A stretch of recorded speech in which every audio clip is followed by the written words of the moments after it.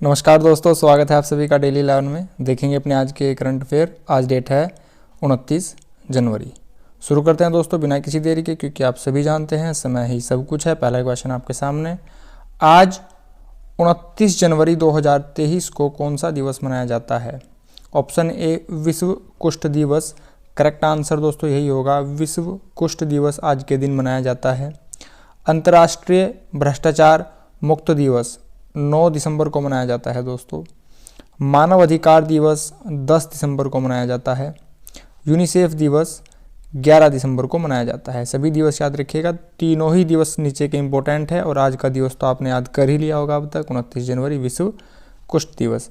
जनवरी के जितने भी इम्पोर्टेंट डेज हैं यहाँ पर लिखे हैं दोस्तों, आप इन पर एक बार दृष्टि डाल लीजिएगा, आपकी चीज़ें याद हो जाएंगी। याद ना भी हो तो ऑप्शन में देख के चीज़ें आपको याद आ ही जाएंगी। आगे बढ़ते हैं दोस्तों, एक बार आप इन पर दृष्टि अवश्य डाल लीजिएगा। क्वेश्चन नंबर सेकंड हमारा, उत्तराखंड में कहाँ राज्य स्तरीय प्राकृतिक खेती कार्यशाला का आयोजन हुआ है? Option A Chamoli, B Dehradun, C Bageshwar, D Udham Singh Nagar. Correct answer दोस्तों ऑप्शन बी होगा, यह देहरादून में इसका आयोजन किया गया है, हमारी राजधानी में। देखते हैं देहरादून की लोकेशन आप देख पा रहे हैं। उत्तराखंड के सबसे पश्चिम में स्थित देहरादून है। देहरादून की सीमा उत्तरकाशी, टिहरी, गढ़वाल, हरिद्वार से स्पर्श हो रही है। यहाँ पर हिमाचल प्रदेश और यहाँ पर थोड़ी सी उत्तर प्रदेश से स्पर्श हो रही है। अब दोस्तों यह तो हो गया पश्चिमी। पूर्वी है पिथौरागढ़ की अंतर्राष्ट्रीय सीमा सर्वाधिक लंबी है, यहाँ पर चीन, यहाँ पर नेपाल। सबसे दक्षिणी जिला उधम सिंह नगर और उत्तरी जिला उत्तरकाशी। सबसे बड़ा जिला चमोली, सबसे छोटा जिला चंपावत। पौड़ी की सीमा 7 जनपद से स्पर्श होती है, यह अपने आप में ही सर्वाधिक है। उत्तराखंड से कुछ तथ्य लिखे हैं, वैसे तो डेली बेसिस पर लेते हैं, आपको सभी पता है। राजधानी देहरादून है, ग्रीष्मकालीन राजधानी दोस्तों गैरसैंण है, आप यहाँ पर देख पा रहे हैं 20/6/2020 से। स्थापना 9/11/2000, भाषा हिंदी, संस्कृत 2010 से। 27वां राज्य है, पर्वतों में 11वां राज्य। उत्तराखंड 1/1/2007 से नाम हो गया, जिले यहाँ पर 13 हैं। मेरे साथ फटाफट पढ़ दीजिए इनको। क्षेत्रफल 53,483, 1.69 भारत का। लंबाई 358, चौड़ाई 320। पर्वतीय क्षेत्रफल 8607, मैदानी 1393। अक्षांशीय विस्तार 244, देशांतरी विस्तार 328। जनसंख्या 186,292, 00 याद रखिएगा।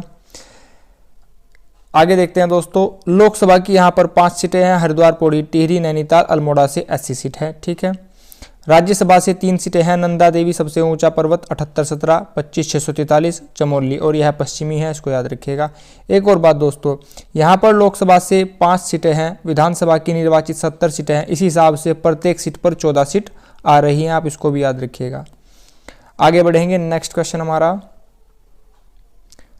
प्रधानमंत्री टीबी मुक्त भारत अभियान में सबसे अधिक निक्षय मित्रों का पंजीकरण उत्तराखंड में देश में कौन सा स्थान रहा? उत्तराखंड का स्थान पूछा गया है जो टीबी मुक्त अभियान था इसमें। ऑप्शन ए तीसरा, दूसरा, पहला, चौथा। करेक्ट आंसर दोस्तों यहाँ पर हमारा प्रदर्शन काफ़ी अच्छा रहा है, ऑप्शन सी पहला स्थान रहा है, ठीक है दोस्तों। आगे बढ़ते हैं, क्वेश्चन नंबर 4 हमारा, परफॉर्मेंस ग्रेडिंग इंडेक्स 2021-22 में सूचकांक से सवाल है, इंपॉर्टेंट होगा, कि रिपोर्ट के अनुसार देश भर में उत्तराखंड का कौन सा स्थान रहा है?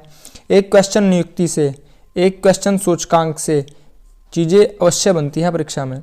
ऑप्शन ए 25वां, बी 20वां, सी 30वां, डी 35वां।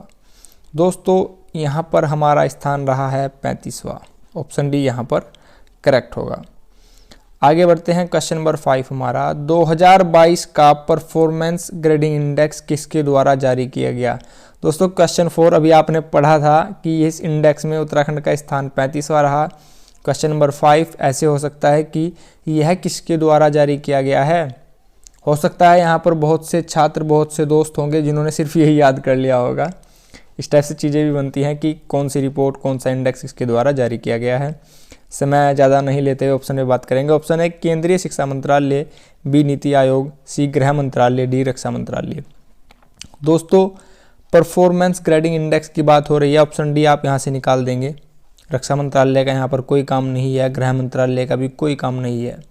यहाँ पर करेक्ट आंसर होगा शिक्षा मंत्रालय, केंद्रीय शिक्षा मंत्रालय। क्वेश्चन नंबर 6 हमारा, उत्तराखंड के मुख्यमंत्री द्वारा, पुष्कर सिंह धामी जी द्वारा 12वें मुख्यमंत्री हैं, उपनिवेशवाद के प्रतीकों का नाम बदलने की घोषणा की गई। Option A. उपनिवेश का अर्थ क्या होता है दोस्तों? उपनिवेशवाद भारत ब्रिटेन का एक उपनिवेश था। अब आप समझ गए होंगे, एक गुलाम देश था। जनवरी 2023, अक्टूबर 2022, दिसंबर 22, नवंबर 22।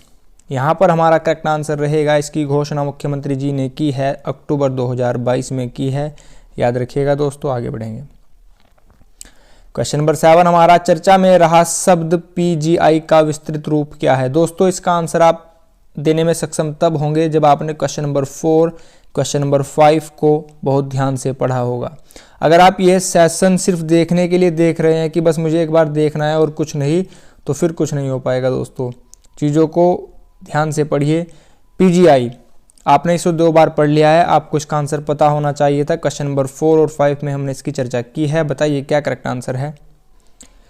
Primary education index, private grading index, performance grading index, personal grading index. अब आप समझ गए होंगे क्वेश्चन नंबर 4 और 5 पर हमने चर्चा की है परफॉर्मेंस ग्रेडिंग इंडेक्स। उत्तराखंड का स्थान 35वां, केंद्रीय शिक्षा मंत्रालय द्वारा यह जारी किया जाता है। ऑप्शन सी यहाँ पर हमारा करेक्ट है। इससे पता चलता है आप सेशन लेते समय कितने सजग हैं। ठीक है दोस्तों, आगे बढ़ते हैं। क्वेश्चन नंबर 8 हमारा, वर्तमान में भारत के मत्स्य पालन, पशुपालन और डेयरी मंत्री कौन है? Option A Kanak Agrawal, B Sushmita Sen, C Draupadi Murmu, D Purushottam Rupala. यहाँ पर हमारा करेक्ट आंसर दोस्तों ऑप्शन डी होगा, पुरुषोत्तम रूपाला ही वर्तमान में भारत के मत्स्य, पशुपालन और डेयरी मंत्री हैं।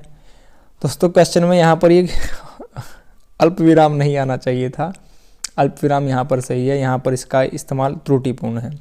पटवारी लेखपाल में क्वेश्चन था कि अल्प विराम किसे कहा जाता है, तो अल्प विराम यह होता है। ठीक है, अर्धविराम किसे कहा जाता है? सेमीकोलन। विराम चिन्ह हो गया, प्रश्नवाचक, एक्सक्लेमेटरी। ठीक है, बढ़ते हैं आगे। क्वेश्चन नंबर 9 हमारा, अंतर्राष्ट्रीय गरीबी उन्मूलन दिवस 2022 की थीम या फिर विषय क्या रहा? Option A dignity for all in practice, B गरीबी हटाओ, गरीबी नहीं होनी चाहिए, गरीबी मुक्त भारत। क्वेश्चन में यहाँ पर गरीबी लिखा है, ऑप्शन 3 यहाँ पर गरीबी गरीबी गरीबी सब आपको कंफ्यूज करने के लिए डाले गए थे। करेक्ट आंसर होगा dignity for all in practice. ठीक है दोस्तों, आगे बढ़ते हैं। यस्टरडे क्वेश्चन हमारा था, रिस्पॉन्सिबल टूरिज्म ग्लोबल अवार्ड 2022 किसने जीता है? यहाँ पर हमारा करेक्ट आंसर आप सभी देख पा रहे हैं, केरल यहाँ पर बिल्कुल सही था दोस्तों। क्वेश्चन ऑफ द डे हमारा, उत्तराखंड की किन 2 नर्सों को राष्ट्रपति द्रौपदी मुर्मू ने राष्ट्रीय फ्लोरेसेंस नाइटिंगेल सम्मान 2021 से सम्मानित किया है?